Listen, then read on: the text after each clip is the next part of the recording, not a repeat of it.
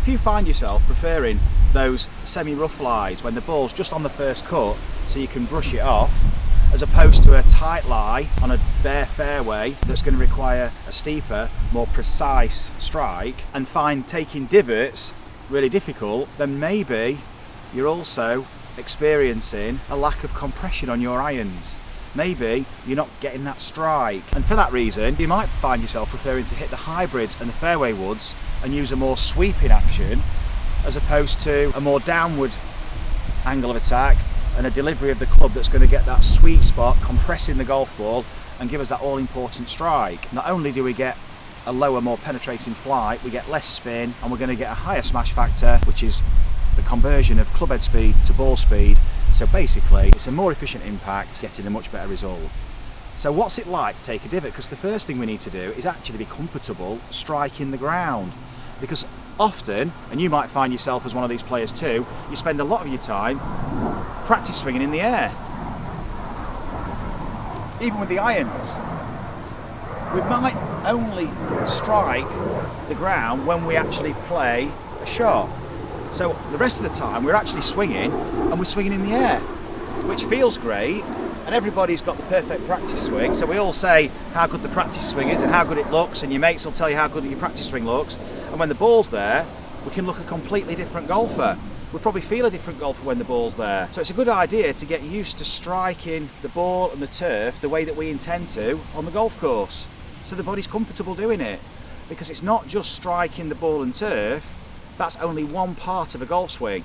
It's the whole motion that creates the opportunity to strike the ball and the turf. That event at impact is a result of everything that goes on before it and after it.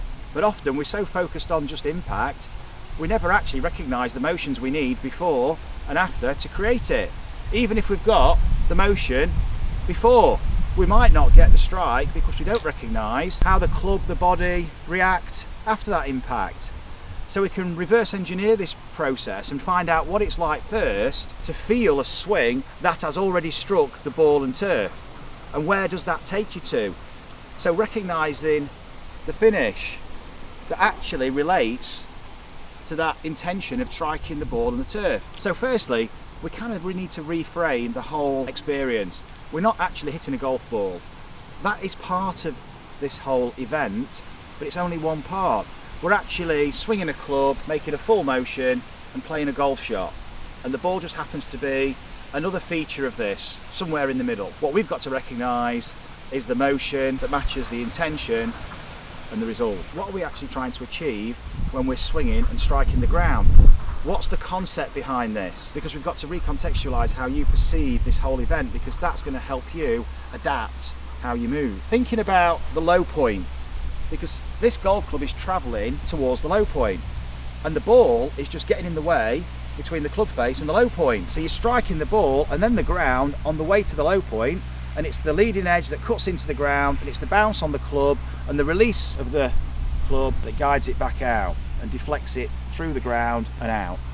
And we've already struck that ball, compressed it, and it's off. Where is the low point, and how do we feel, how do we sense this? So a good idea is to stand on a step and actually take your stance first, and then just extend your lead arm. Take your trail arm off and extend your lead arm, and you get an idea now of where the low point is. So when we stand to a golf ball, and you might be a golfer who stands very tall, that's going to make it difficult to get the low point below the ground. So you're already at a disadvantage. There are players that stand like this, but you're probably going to see them making movements to create that low point below the ground to enable that ball turf contact. So there's going to be movements they make which are unique to them, which are going to get that strike. But we can make life easier for ourselves, because normally when we stand to the golf ball, we're in flexion. Now this is good for movement, this is good for balance, but it's also creating a low point that's below the ground before we start. So we're already in a good place. What we've got to do is recognise what we intend to do with this golf swing. What are the characteristics involved in this motion that are going to help us get that divot? Well, the first thing is we've got to recognise we're striking down, we're swinging down, and it's after the ball, not to the ball. So we're not trying to focus on hitting a ball, we're actually swinging down and towards and through a low point. So recognising how much lower we can take that low point. if I just extend my arm out here, look at all this side bend here with the body and this rotation. This may look extreme. This is a very, very low point, and it may look really strange, this place, but if I just bring my left arm and club to my right hand and rotate, suddenly it looks a little bit more recognisable. Now, this is not a position to achieve. What this is giving me is some sense of perception for depth, of how low we can actually go. Because this is going to create an opportunity then to use the ground and go up with a low point that's rising, but it's a race, and the club head is going to beat the low point to the surface, because as soon as you start pushing up, this releases, speeds up, and strikes the ball on the way to the low point as the low point's coming up. And that's why we need to make the low point lower. We need to shift it deeper under the ground, and we do that with our lateral flexions and with our flexions and our shifts. But guess what? We don't even need to think about that. There's simple exercises we can do, which the body is very adept at performing, which can give us the sensations we need, the feelings, to achieve all this purely by having our attention in the right place. And all this underpinning is good to know, because it's good for self-diagnosis. If things aren't quite going right, we might recognise things we may have been missing, but we're going to recognise these within the exercises, because we're going to experience feelings which are very connected to the intention of the outcome. And in this case, it's a divot, compression on the ball, and a powerful fly. So we're going to go back out onto the turf, and we're going to explore what it feels like to take the divot. Now, a really interesting exercise for you will be to stand first of all with both feet as normal, ball in the middle, say for a 7-iron, and just take the lead foot and bring it across to the trail foot, so all your weight's on that back leg now, just on the tiptoes, so you're loaded up on this leg, and now strike the ground.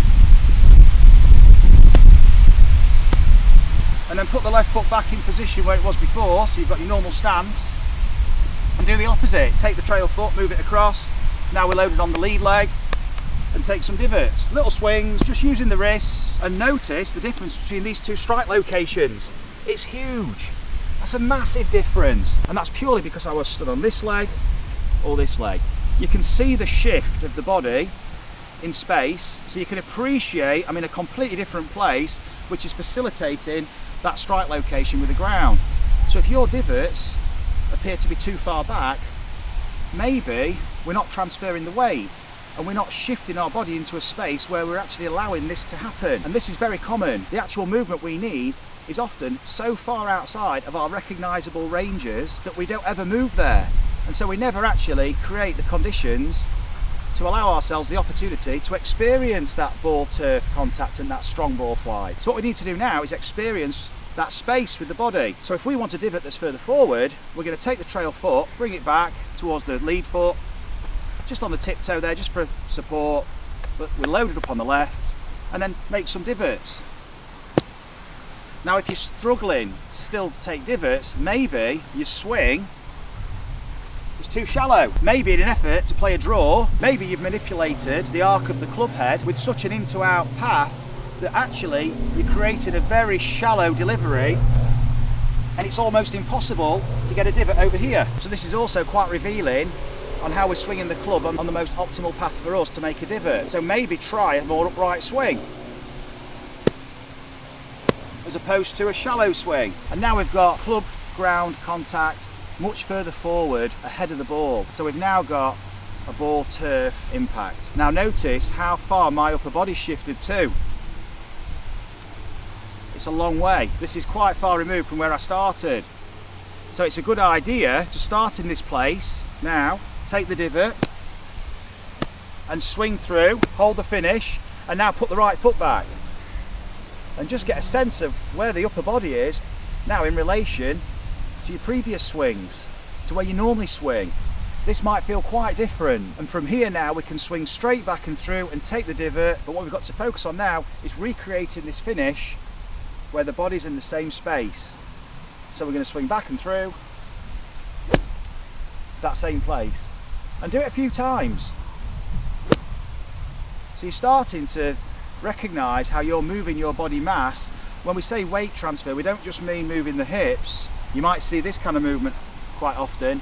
We're actually moving the whole body. We can see there's a lot of movement going on to facilitate that strike, but not once have we thought about it. It all happened automatically just by intention and constraining our movement a little bit by shifting across to facilitate this and recognise how we actually have to move to achieve that ball turf contact, get that compression, get that low, strong flight, so you can now hit your irons off those tight lies without any bother.